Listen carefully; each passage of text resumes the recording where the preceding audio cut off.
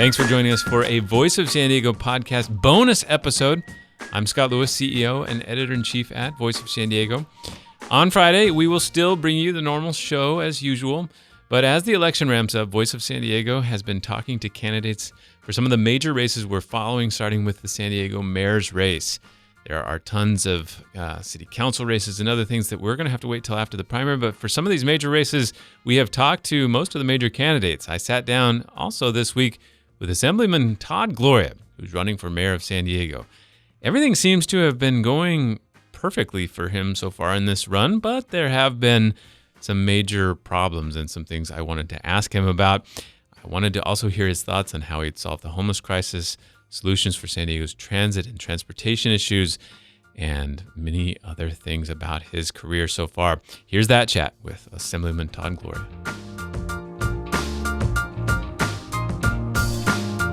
Whenever people ask me what my prediction is on the mayor's race, and it comes up a lot, I'm always very hesitant to do predictions ever since I assured people that Donald Trump probably would not win. And that turned out to be wrong because I was wrong because he did win. I don't know if you saw that. Well, he didn't get the most votes, but yeah, he is president. Yes, he is president. Yeah. So I tell them, I say, look, I don't know what's going to happen. A lot of things could happen. But it seems like everything that Todd Gloria could have wanted to have gone right for him has gone right for him. The Democratic Party, the Labor Council, all kinds of other people have endorsed, various unions. And so it seems like it's going really well. There's a whole take, though, when you're in the lead of some sort of situation like that can be a problem. That can make it hard to run, make it hard to stay motivated. What are you doing right now? Do you feel that, by the way, or how are you approaching the race? I love the question, and I think anyone who knows me well knows that I'm never content, never not working hard. I mean, you always have to approach these campaigns like you're 10 points behind. Mm-hmm. And so, yeah, there's a lot of good data out there that suggests that this is going in the right direction from our perspective. But the only metric that matters is election day. And we still have several weeks to the primary, several months to the general election. And that's an eternity in politics. So, we're burning the candle at both ends to make sure that I get out there and meet as many San Diego voters as possible, explain to them the vision that I have for our city. Because I think when we do that, the data only gets better for us. Yeah. I like to say I'm confident, but not overconfident. And we're not going to let up the steam, take our foot off the gas, to use a car pun, until after election. So one of the things I'd say after that is and also it doesn't seem like he'll lose the energy that you're always at every event. You're walking a lot, you're speaking a lot, you're fundraising. Do you have a life? I'm serious. Somebody asked me the other day if you were dating someone. I didn't even know. Are you dating someone? Yeah. Okay. I've been in a relationship for a few years. Okay. And he's wonderful and very forgiving of this life. But it is a fair question. And I like to tell people a bit of advice that my mentor gave me, Congresswoman Susan Davis, when I was just a baby staffer and shared with her that I was considering running for the city council. And she was very encouraging and supportive of that, as she's been throughout my life. I met her when I was 14 years old. But she said to me something that stuck with me, and because it is so true. This is not a job. This is a lifestyle. This is not Monday through Friday, 8 to 5. You are always working. And as someone who likes to work hard, it's not a problem for me. It can be problematic for friends, for romantic partners, for family members. I don't feel like I'm as good an uncle as I'd like to be, or good as a son as I'd like to be. But my family knows what my passion is. They're actually incredibly supportive. They've come to all the debates because they just love it. But no, I wouldn't represent that I have a conventional life. I'm often increasingly at a loss for some pop culture references because I'm not, at the movies a lot. I'm not streaming a lot of You can stuff. Always check in with me. I'm very up to date with the latest. Do you understand why I follow you on social media, Yeah. right? Yes. All right. Well, one thing I do have to ask that the one thing that didn't go right was a very small fine you got from the Fair Political Practices Commission. And basically you had set up an account for a potential run for assembly again. It was what you explained as an obligation that you have as a whip, is it now? You made it all the way to whip? The Assembly Majority Whip, that's there me. You go. at the assembly where you were going to raise money for the caucus, and you had failed to file a distinction that said you're going to run for that office, which it seems like a paperwork error. But I think aside from the fine and everything, what the weirdest part of it is that you ended up having to send a sheet in that said, I'm going to run for assembly, when everyone knew you weren't. That's the only part that still is a little bit incongruous with like reality, and it seems like something weird. It seems like something that people would understandably be not scandalized by, but just kind of like, that's just a bizarre function of politics. How do you explain it? Yeah.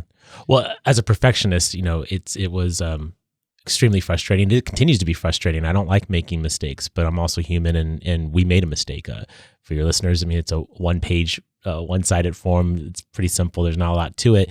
We filed everything else but this one form, and it was an oversight. When it was brought to my attention, we corrected it right away, self-reported it, immediately concluded the matter, and it's now behind us. And what I've said before continues to be true to this day. As a member of the Assembly's leadership, I have obligations to make sure that our candidates are well supported.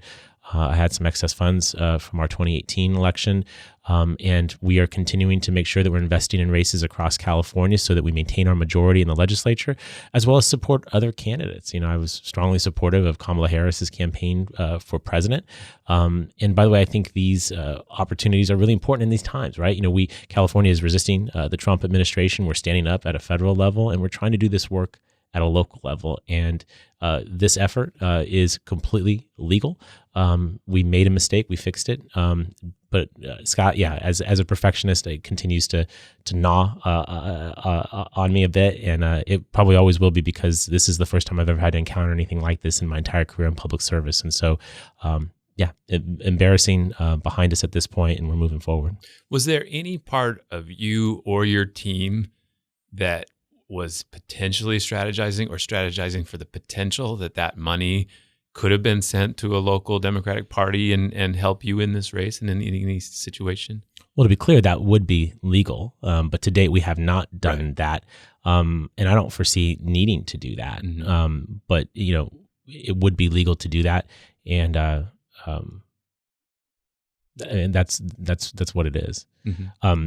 But, at this point, I made it very clear to the speaker that, while I am hoping to become mayor of San Diego, I am, again, a perfectionist. I'm not going to phone in my last term in the legislature.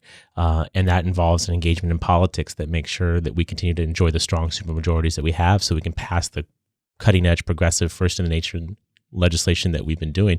So this is all in furtherance of the job that San Diegans elected me to do, to represent them in Sacramento. And this helps me to be more effective for our community. So it would be legal. Is there any, so it might happen, you might be able to bring that money, or you might consider bringing that money in? It'd be legal to do it. I mean, at this point, I don't have any plans to do that. I mean, it's possible, it's legal, it's allowable. Other candidates have done it, including candidates who are running for office this cycle. Sure. So, excluding me or not allowing me to follow the same rules that everyone else gets. I'm sorry, who's doing it now? Well, I believe that there are other candidates that are investing in the local party with these funds. So, again, I don't think it's quite fair to have different rules for particular candidates, i.e. myself. But right now we don't have plans to do that. In fact, that account is not quite as robust as it once was, because we've been investing in folks, and candidly, we're doing well raising funds into my mayoral campaign. People have been, I think, energized by this candidacy, are looking for a different approach to civic leadership here in San Diego, and are investing in our campaign. And it's overwhelming, because you might imagine, when you start one of these endeavors, you don't know if people are going to support you. You don't know if they're going to go so far as to open up their checkbooks and to help you out. And I'm not a wealthy person. In fact, as you may know, I'm the only tenant in the California legislature. Mm-hmm. I do rely on people seeing what I'm trying to accomplish and wanting to help me to do that. And so far in this mayor's race, people have been doing that, and I'm very grateful. Good.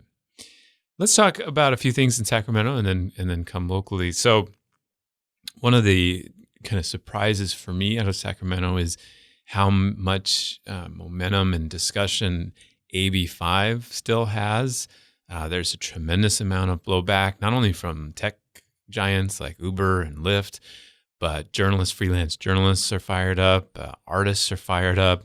There seems to be, I've never seen a law sort of continue to be fought like this. I guess like there's been a several 47, few others, but they keep acting like almost like it's still open and it's been closed. It's a law in effect.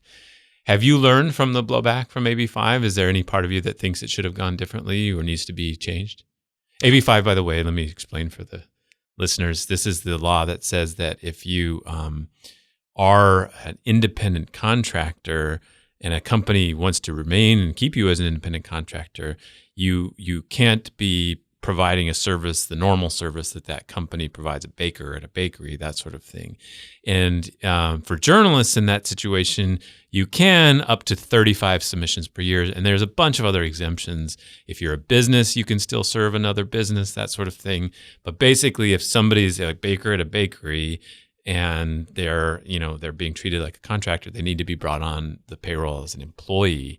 Now that can be flexible and stuff like that. Now the artists and freelancers and others that are upset about it are worried about work that they're losing because the companies are afraid they're going to get sued. They're cutting them off. Do you think it needs to be modified? I believe it will be modified at some point. I mean, I think what has been challenging and what's been interesting to watch, if for no other reason than, I share office space with Lorena Gonzalez. And so my great colleague, and, we're here across the street. Right across the street. We're neighbors here at the Voice of San Diego. You're good neighbors, by the way. Yeah. Just for your listeners who may be curious. You guys are not. You're always having protests and parties and stuff. It's kind of a mess. The website doesn't fill itself though, right? We got to do these things to give you something to write about. Here's the thing. I think there's a couple of pieces. I feel as though, yes, there are groups of employees that I think we need to do some more work with. Certainly the journalists. There's some First Amendment issues in there that I find interesting. Interpreters have been another one that have caught my attention. But I feel as though people don't know what Dynamex is, right, and don't understand that this legislation, even if it's imperfect or may have negatively impacted anybody, what they're experiencing was going to happen because of Dynamex, right? And so the question becomes, was the bill broad enough? And there can always be an ongoing conversation. The best example or relatable example I can give you is the California Privacy Act that we passed a couple of years ago.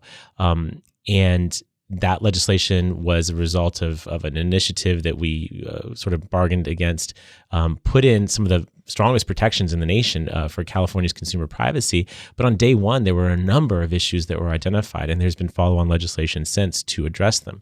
The challenge with AB5 at this point, as I see it, is that in reaction, as you mentioned, there is a ballot measure that is happening, and there's litigation that's happening. And I think that in some ways that inhibits the ability to go back and pass follow-on legislation because we don't know the outcome of either of those things. And so where I would be interested in engaging in some of the conversation of, say, for example, artists, right? There is a fine art exemption in AB5. There have been artists, musicians, as you say, dancers, others who have said, we should have been a part of that. If that's unclear and that was the author's intent and we can build a consensus for that, we can probably go back and do that. But there may not be as much incentive currently because of litigation, because of the ballot measure.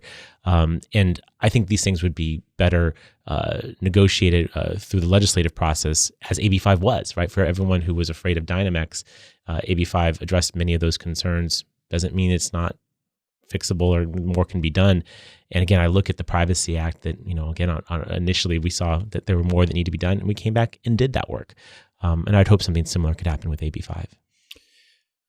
Another area you got some criticism from your rival, Barbara Bree, the other day was about, I guess it would be AB 392. This was the effort to more clearly define why or when officers can use lethal force against somebody they encounter and how that can be punished. And Barbara's criticism was that you had only supported that after a compromise had been reached. And I think I pointed out and others that was your first opportunity to weigh in and vote on it. There are other ways, though, that you could have signaled support for that measure.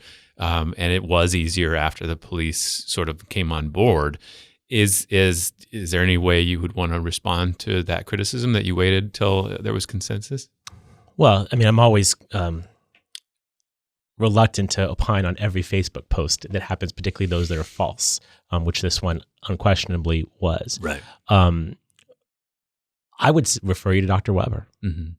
She knows where I would have been before or after. I think she also knows where my opponent was on this before and after that vote. But here's the thing, Scott. As a member of the legislature, particularly as a member of leadership, as the majority whip who's responsible for helping assemble votes to pass these pieces of legislation, it's often a part of my strategy to be able to speak with members and have a candid conversation with them about where they're at and sort of share my own views and help to build the consensus. That's part of my job.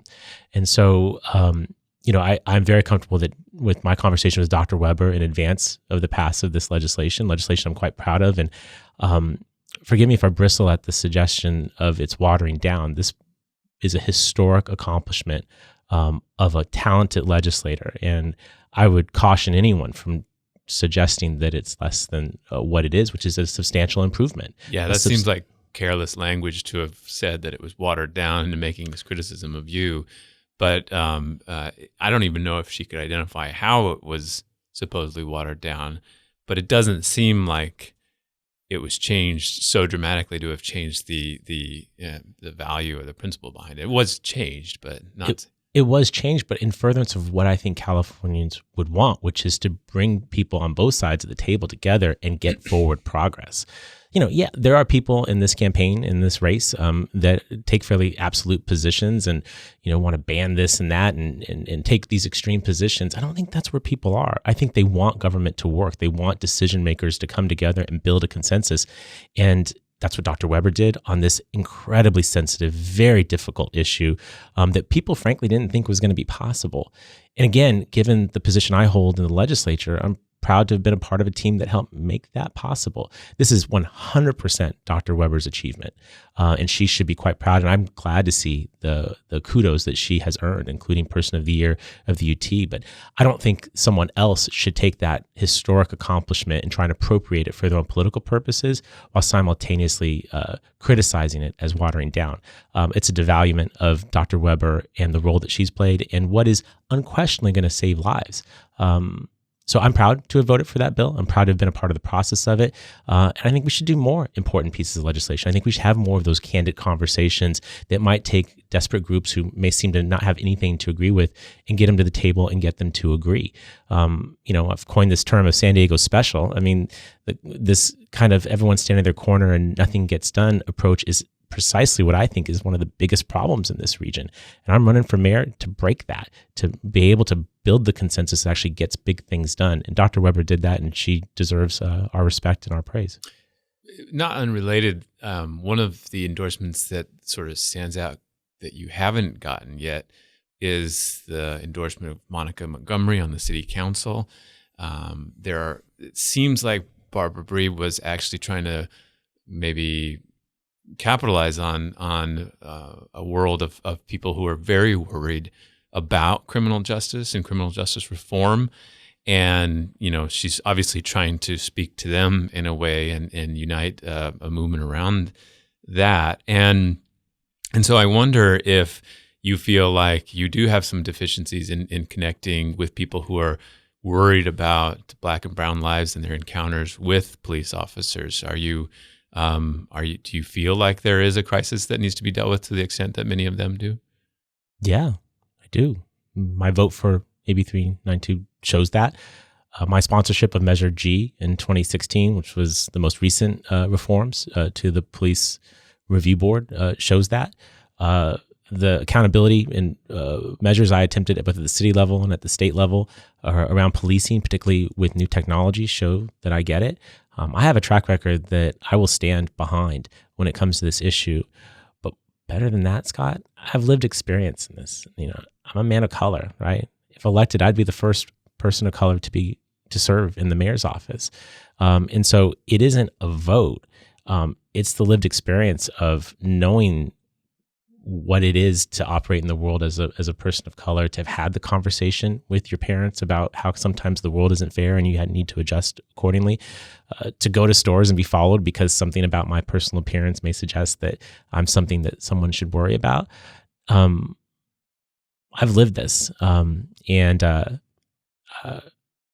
I hope to be able to lead on it. I think that that's the importance of having more people at the table with lived experience that can talk to people about it and bring folks together. In this election, I enjoyed the endorsement of our Police Officers Association and of Dr. Shirley Weber, two groups that are seen as being on opposite sides of an issue, but both agree that I'm best suited to be the next mayor of San Diego. And I'm hopeful that if they can agree on that, we can agree on other things that can help improve the situation and give people a greater sense that policing is fair and that the execution of justice in our neighborhoods is one that they can feel good about. There looks like, I think there's going to be a measure on the November ballot that would allow oversight groups outside of the police department to have subpoena power to investigate the police and complaints about the police.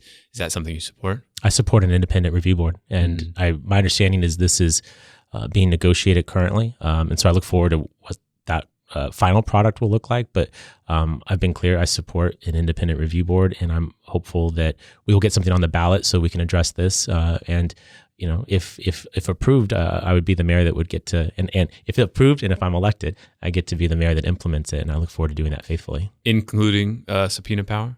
I think that's an important component of this. Got it. Lastly on Sacramento, and then we'll drill down locally, SB 50 is back. Yes, it is. This would be the measure that, at least in its previous incarnation, would have basically said that around a transit stop or transit hub and around areas or in areas of high employment and good schools, then cities would not be able to block development of 4 or 5 story housing units or housing projects. And it would be transformational, I think. It would basically say you can get those kind of projects done a lot easier. And it didn't make it through the Senate last year. They put it on hold to put it through this time. You probably don't have to deal with it as a vote until maybe the summertime. But it's a real interesting moment for it. Now, there's been some tweaks. I don't quite understand the tweaks. Maybe you can explain them. If not, we'll all wait for it. But I think you were kind of hesitant to embrace it before, and I guess the tweaks haven't really won you over yet? Well, like you, I'm trying to understand what those do. And on their face, I would say no, but I owe some due diligence. Probably more important than that, this is still several steps away from coming to the Assembly. Its first stop in the Assembly will likely be the Housing and Community Development Committee, of which I serve upon. And so I have shared my observations about what I think could be done to SB 50 to make it better. And that's things that are really come from the communities I represent and chatting with neighborhoods and constituents that I serve. I think a couple things. The distances from transit stops, I think, are pretty important. We're currently constructing the Mid-Coast Trolley Extension up through Pacific Beach and Claremont up to the UTC Mall. And my constituents in Pacific Beach have rightly pointed out that, a quarter mile from transit encompasses large portions of their community. Unfortunately, they have to walk around the I-5 freeway, which is way more than that distance. And I think that's a fair observation. I think it should be measured how you actually have to navigate that distance as opposed to as the crow flies. Another thing is, it's sort of shaped by my experiences. I was elected in 2008, height of the Great Recession, and we were cutting a lot of bus service at MTS. I remember almost eliminating Sunday bus service. And so it's important to me that if a project was authorized under this authority, under this bill, that transit be there for the long run. I realize nothing's guaranteed forever, but there has to be some ability for us to stand behind and say that if a building went in, that it will continue to be served by high quality transit as described in the measure. And then importantly, I think context matters. And this is a part of what I think Senator Wiener has done with his recent amendments, which is to say that, a 5-story building on Adams Avenue is would be a significant change. A 5-story building on University Avenue wouldn't be as much of a change. A 5-story building on El Cajon Boulevard is probably too short in certain sections. And so that kind of context matters. If from a YIMBY perspective of making sure we're not leaving capacity, let's say on El Cajon Boulevard, for a more concerned position of Adams Avenue. And I was serving on the city council. We were being sued over authorizing a 3-story building on Adams Avenue. So there's a lot of details in there. And that's what I love about the legislative process is there's so many steps along the way. You can continue to work on this. It may be that those all get resolved in the Senate before I ever see it in the Assembly Committee. It may be that it dies on the Senate side again. But what I applaud Senator Wiener for doing, which I think is really important, and this is true for a mayoral candidate, is that San Diego, as you know, and as you've covered, is passing a lot of important and progressive reforms on housing production. That is not true across the state. And it is not San Diego's responsibility to solve the statewide problem by itself. Every community must do its fair share. And so while some in this campaign have criticized that I'm even willing to consider, or in some cases vote for bills like SB 330, it's done with the belief, much like when I was on the city council, that when people would say, well, we want to put new development in your community because that's a transit corridor. El Cajon Boulevard is a transit corridor. Well, I happen to believe there's a lot more than just one transit corridor, and those happen to be other council districts. And I'll support it in my community, but you got to support it in yours as well. I think this is the case when it comes to statewide legislation of this kind. We see cities up and down the state who are flouting state law or ignoring their responsibilities, enjoying the benefits of good jobs coming into their communities, and then shoving people out as soon as the office door closes. Every community has to do its part. To the extent that SB 50 could help facilitate that, I think that's good because San Diego is going to do its fair share, but so should other cities.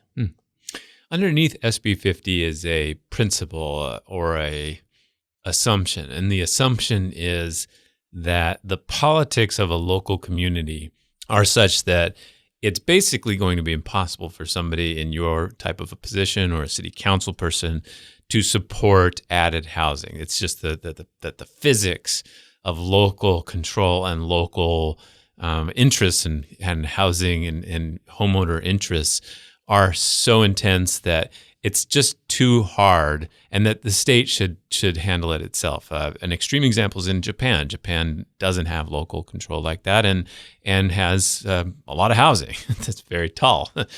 But that's the basic idea around that. Is that an idea that you agree with, that it's just too hard for a local community? And you've had pressures that you've had to deal with around those areas that have probably led you to be perhaps more conservative on some of these decisions than maybe you might internally feel. Is it possible to overcome that?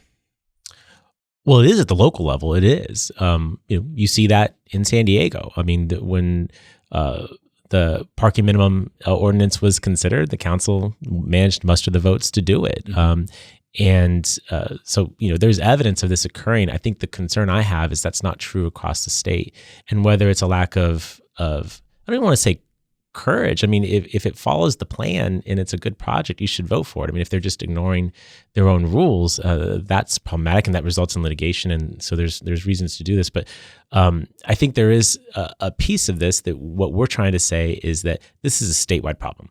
Your listeners probably know California is the 5th largest economy in the world. We're the richest state in the union, and yet we have the highest poverty rate in the union. And the reason for that is our housing crisis. And so it is a statewide concern. Therefore, there's statewide actions that are necessary. And we have done a lot on the funding side. We've sent a lot of money to cities. We've done other sort of incentive-based stuff. But there also has to be something out there for the Huntington Beaches of the state, the Cupertinos, who are happy to welcome Apple's spaceship headquarters building, but aren't willing to take a dead mall and put a bunch of housing units there, housing units that are allowable under the plan, but they can't get the votes together. And that may be making your point that it requires maybe some other action. But I would say that going back to the San Diego example, we have seen projects proceed. And I guess that's kind of what voters are going to be tasked with looking at, particularly in 2020. Do you have people on the ballot who recognize this for what it is, which is a crisis? Are they willing to do what it takes to make sure not that developers make a bunch of profit? I don't care about their profits. What I care about is whether or not people have roofs over their heads at prices they can afford. And if the project's good, I would support it. If the project's terrible, I'd be the first to vote against it. But ultimately, this is a statewide problem. It does require some state action, and it remains to be seen if SB 50 is the right intervention from the state. I think SB 330 was sound policy, and I was proud to vote for it. Others disagree with that vote, but I would challenge them to suggest to me why it's okay to change a fee on a project, why to delay reviews, not approval, just reviews, and why it's okay to downzone in the middle of this kind of crisis, particularly the homelessness crisis we're dealing with. There's another sort of strain. I don't know if it's picking up steam, but it's definitely an extremist or extreme position that is really provocative to me. And this is the idea that single-family home zoning, or even zoning at all, is a relic or connected to redlining of the past that was very clear distinction of where people of color could live and where they couldn't live, and that single-family home zoning is a descendant of that is still protecting these neighborhoods from integration, and that any form of protecting single-family home zoning is itself a form of segregation. Is that something that you find as provocative as I do? I mean, that seems very interesting. Is there a place in your worldview for protecting single-family home zoning, though, from these kinds of big changes? Well, that narrative does resonate for me, because I think we do know the history, and folks who are maybe not even policy nerds like you and I probably know about some of this stuff. I do find it a bit provocative, and to the extent that there are single-family communities into the future, I think that would largely be because I don't support building anything anywhere. We have climate goals, we have wildfire issues, we have a number of reasons why we need to focus development other places. So placing high rises out in the backcountry is not the solution in my mind. So I think that the right kind of housing, particularly the right price, at the right price, is the focus. And I'd also would point out that the accessory dwelling unit legislation that we've passed over the last number of years in Sacramento that has sparked a renaissance in this space, and doing, I think, a lot for inventory, as well as helping people move into home ownership because of the ability to rent out these accessory dwelling units. We passed a bill that allows them in single-family zoning across the state, and so one would argue we're almost there already. But I think, again, concentrating large amounts of density or new density far into these bedroom communities that are not well served by transit are not necessarily serving the affordability goals and the sustainability goals that are, I think, priorities, certainly for me, that are priorities for our climate action plan and necessary if we want to tackle our housing affordability crisis. Let's switch to homelessness. There's no poll that's out there that doesn't show homelessness at the top of concerns. There's obviously tremendous amount of angst from Encinitas down to South Bay. It's just a horrible situation, and it continues to really do violence to everybody's conscience as they're walking around. It's just it's bad. Now, every chance you get to talk about the Homeless Navigation Center downtown that was put up by the city, managed by Family Health Centers in East Village at the old indoor skydiving facility, you point out how reckless and inappropriate that was. Would you shut that down when you become mayor? Or if you do? Well, I could answer that question if I knew the length of the contract that was given. We don't need to incur more liability. If you had the power. I don't see it as a best practice. And what do I mean by that? I mean, navigation centers certainly have value. What's unique about this navigation center is it doesn't feature housing. Or shelter of any kind. Yeah. Shelter of any kind, correct. And that's problematic. I mean, I was listening to the State of the City address yesterday. I mean, there may be some confusion about what ends homelessness, but housing ends homelessness. And to invite people to travel down to Imperial Avenue for intake and then to be sent right back out because there's no place to put them is insane to me. And so I think it was a missed opportunity. It's a 3-story building. It's tens of thousands of square feet large. $300,000 or more was spent to improve the building, to convert it from one use to another. And it doesn't seem to be operating at its highest and best use. And of course, there's the questions about the price that was paid and the fact that it was not an independent appraisal and seems like it was basically twice as much as what it's worth.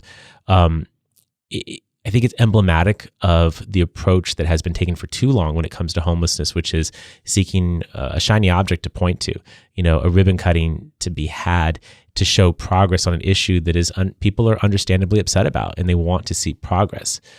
Scott, for me, I think having worked in this space for a very long time, long before we got to where it is now, I remember being a fairly lonely voice on the city council trying to bring more attention to this issue. We're not going to solve this with a lot of ribbon cuttings. We're going to solve this through really difficult work, of building, databases that work in real time, of coordinating with providers to make sure they're not duplicating services, holding providers accountable to not just tell us about the fun anecdotes about one individual who made it, but really showing us that they're getting more than a number of people off the streets and keeping them off the streets. This stuff is not conducive for a photo op. But I believe that this path is the right one because what people are looking for are not photo ops. They're looking for progress. And while the most recent point in time count, was relatively flat, one could argue that's because the methodology was changed. And I certainly would encourage any elected leader that's suggesting that this problem is getting better, not worse, go talk to an average San Diegan and let them tell them whether or not it's getting better or worse. I want to be a mayor that brings the city to join the ranks of cities across the nation that have ended chronic homelessness. And we will not do it with indoor skydiving facilities that don't shelter anybody, that are seen to have wasted millions of dollars. And so I think we can do better. We must do better. The goal and the objective is to end this problem in our community. And it'll be the top priority of my administration. There's been several large tents set up for, as they call it, bridge shelters, bridge to something.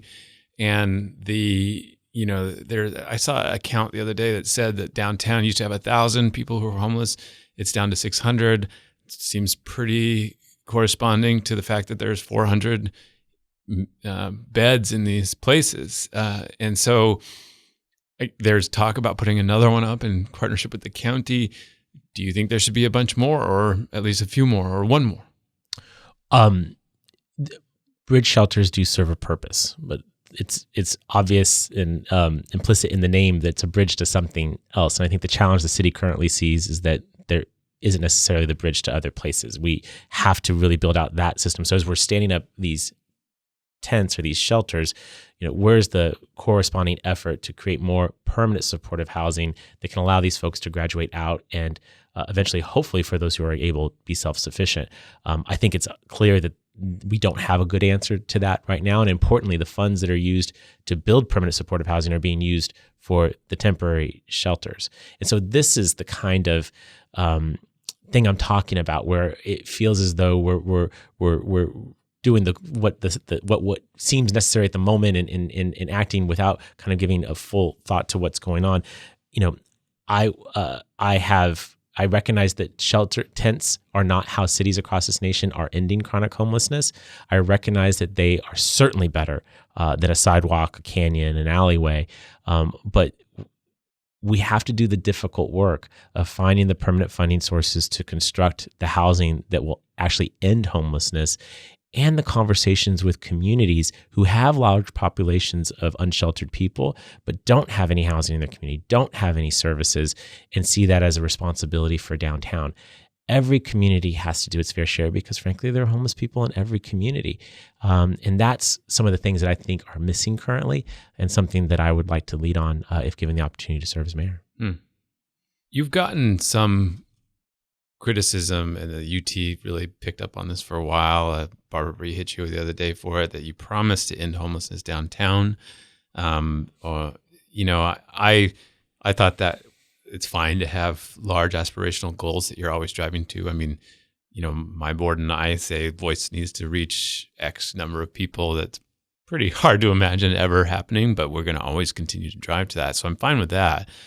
But, you have heard a lot about that, and what is it going to take to have a significant dent on that? You and your rivals in this race all agree at least on one part of that homeless plan, which is that there's needs to be about 3,500 permanent supportive housing units.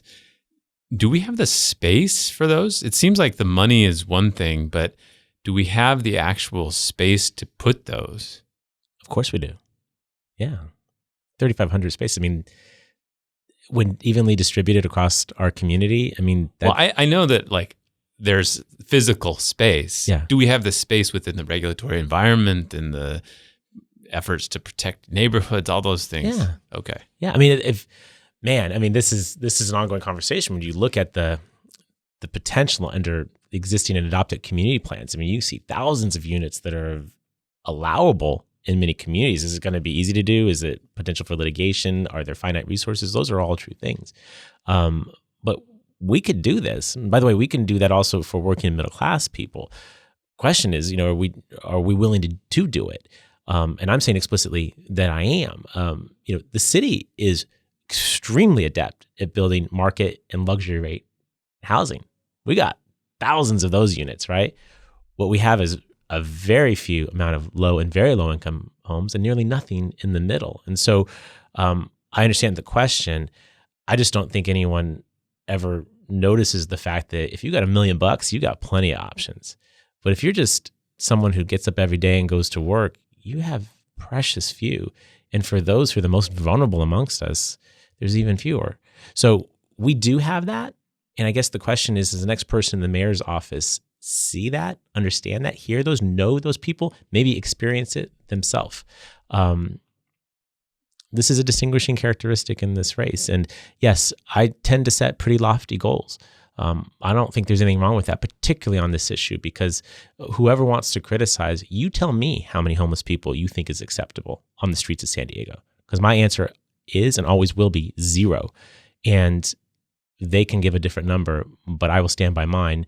With regard to the criticism for the past effort, what we did was have a concentrated effort over a very short period of time to show how many people we could get off the streets. And the answer was pretty astonishing. It was astonishingly efficient to get a substantial number of people off the streets in a short amount of time. And by extrapolating out from there, you could see how you could reasonably end it in a particular community. That was largely philanthropic and some redevelopment funds. Of course, redevelopment went away, which made this infinitely harder. And the philanthropic funds continue to support all this stuff. My question for a lot of people who criticize this is, how much did you invest in that effort? Or have you ever invested in that effort? I think the answer is numbly. They've never done anything. So my point is this.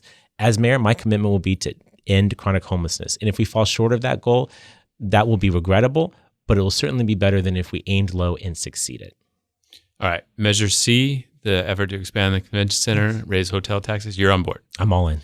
Do you have anything you want to say about how you would use the homeless money? They've deliberately set it up so that it's vague and allows the city council to use the money. But I think that's can be a feature or a bug of the plan. Do you have plans for how it would be used? Well, I see it as a feature, and particularly because I'm someone who is critical of the existing approaches to homelessness in our city. You don't want to lock those in. Correct. I would like to reorient them to proven methods of ending homelessness. Again, when you look across the nation where we're seeing transformational change, there are things like strong mayoral leadership, data-driven decision-making, real transparency, accountability. There are some promising things here in San Diego, like temporary assistance, security deposits, things of that nature that those funds could be used to keep people from becoming homeless. I think one of the things that's really important for your listeners to know, the longer people stay in homelessness, the harder it is to get them out. And so if we can intervene quickly and relatively cheaply in order to save money in the long run, I will always sign up to do that. So I think that and by the way, a rental voucher or security assistant, there's no photo op with that, right? Again, that's my point, is that it may not be tremendously obvious. We may not have a great press conference about it, but what San Diegans want is to see fewer people stand on street corners begging. They want to see fewer people sleeping in tents along our Caltrans right-of-way. And so that's going to be our metric of it. But I like the flexibility. I think it's a feature. We have to adopt to changing things. Imagine the flexibility of those dollars during the hepatitis outbreak. Imagine the flexibility of those dollars to have prevented the hepatitis outbreak. And you will support the effort to raise a small property tax to fund a housing bond? Yes. Yeah. I see those as complementary, by the way. you end homelessness with housing and services. And I think that Measure C could provide substantial services money, and then you can marry it with the housing money that would be in the November measure. And that's when you start taking quantum leaps towards ending chronic homelessness and really being a national leader when it comes to fixing this terrible crisis. And you support raising the sales tax for MTS? Yes. Again, complementary efforts in furtherance of what we need to do. San Diegans deserve a world-class transportation system. I think everyone knows that we don't currently have that. This is a step toward doing that.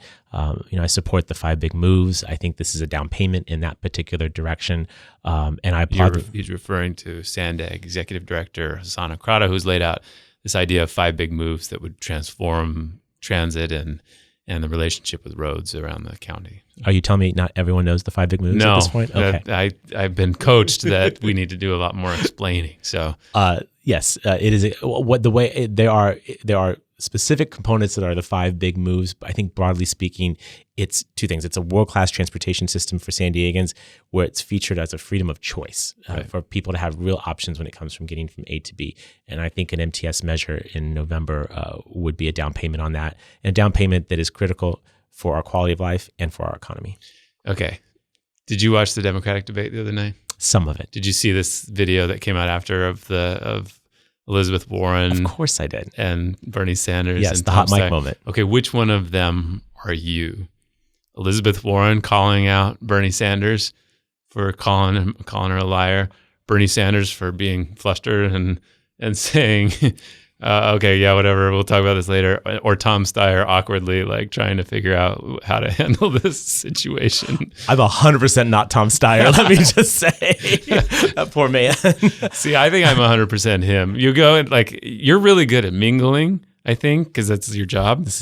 But whenever I go to intervene in the mingle that's going on, you can't easily extricate yourself. It's like trying to give high five and nobody's there to get you, and you're like, hey, and so I can see him there. So you'd say Elizabeth Warren, or I'd like to think that.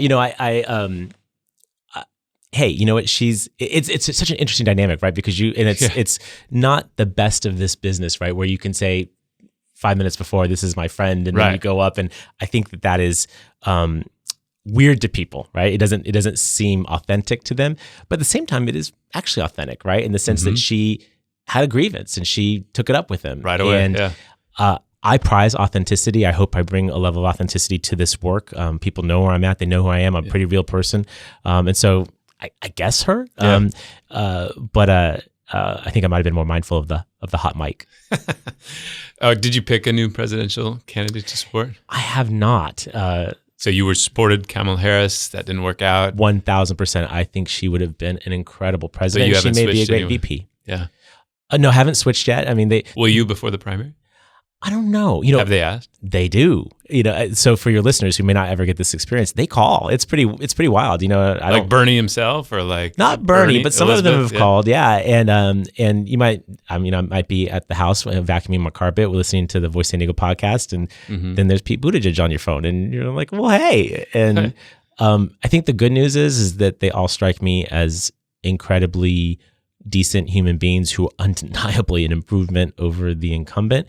I think like most people, certainly most San Diegans, we need to make a change. And I say that as someone who hopes to lead this city and wants to have a competent partner in the federal government to help us solve big issues like the Tijuana River Valley problems, cross-border commerce, and transportation infrastructure. We need a competent professional in that job. And what I can say from the conversations I've had with a number of them, we're going to be in certainly better hands.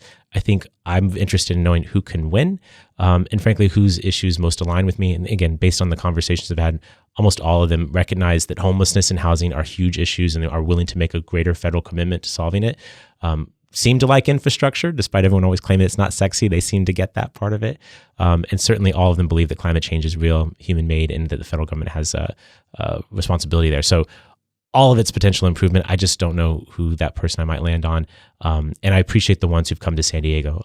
It's important to me that folks realize that there are millions of people south of LA who live vibrant and really cool lives, and the president needs to come down here and see that. It's so interesting to me, like Gavin Newsom, he's been down here so many times, and I don't remember, how often Jerry Brown came down or Dianne Feinstein, people like that. It's just like I never saw him, but Newsom's here a lot. It makes a difference.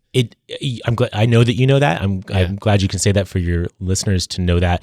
I certainly believe that, and one of the pieces of the work I do now in the legislature, and that I'd hope to continue to do as mayor, is that, Scott, a lot of people, if you were to ask them up in Sacramento, what's the second largest city in the state, they would say San Francisco. And we are literally double their size. And so that says to me we have a lot of room for improvement when it comes to the stature of the city, of our presence, and people knowing that we're here and what our issues are. And, I've spent my career serving my hometown, doing my best to advocate for these issues. I think that advocacy has been made better by my time in Sacramento and understanding and meeting these players and being able to advocate. I love that Governor Newsom has been down here so many times. It makes me think that some of this is paying off. And I would hope for a similarly competent and useful relationship with the next president of the United States. Todd Gloria, thanks for coming in. Thank you, sir.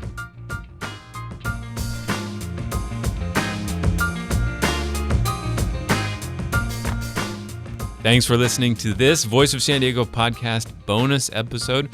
You can keep up with all of our political coverage with the Politics Report newsletter. Get that at vosd.org/newsletters. We'll be dropping another bonus episode in this feed soon, so keep an eye out for that. And I'll be back with Andy, Sarah, and all of our good cheer on Friday for our weekly show. I'm Scott Lewis, CEO and Editor-in-Chief. This show is produced by Nate John, Megan Wood, and Adriana Heldes.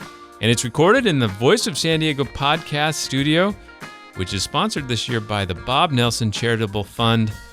Thanks for listening. Talk to you soon.